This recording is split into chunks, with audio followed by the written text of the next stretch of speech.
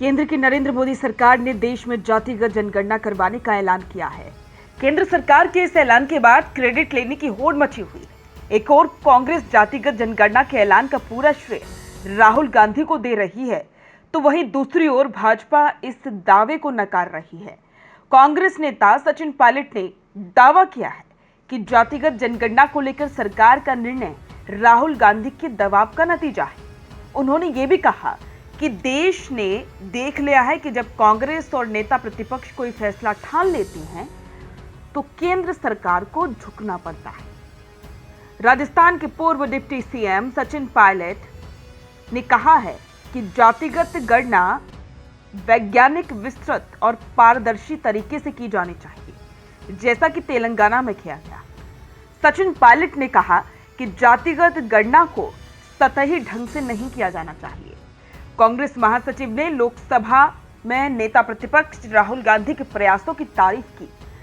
Pilot ने कहा कि राहुल गांधी लंबे समय से जातिगत गणना के मुद्दे को उठा रही हैं, लेकिन भाजपा और सरकार इसका विरोध करते हुए कहती है कि ये देश के हित में नहीं है, इससे देश का बंटवारा होगा। राहुल गांधी और कांग्रेस के दबाव के कारण अचानक से सरकार ने यह फैसला ले लिया।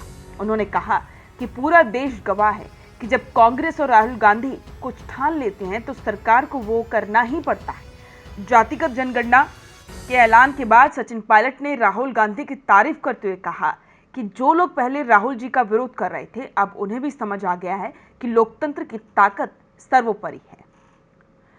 कांग्रेस ने आरोप लगाया कि प्रधानमंत्री नरेंद्र मोदी डेडलाइन देने के मास्टर हैं, लेकिन डेडलाइन नहीं देते हैं। उन्होंने सरकार की जातिगत गणना के फैसले को पहलगाम आतंकवादी हमले के बाद पाकिस्तान पर सख्त कार्रवाई करने की मांगों से ध्यान भटकाने की रणनीति भी करार दिया। केंद्र सरकार ने घोषणा की थी कि आगामी जनगणना में जाति संबंधी आंकड़े एकत्रित किए जाएंगे। ये आजादी के बाद पहली बार होगा जब जनगणना में जाति का विवरण शामिल होगा।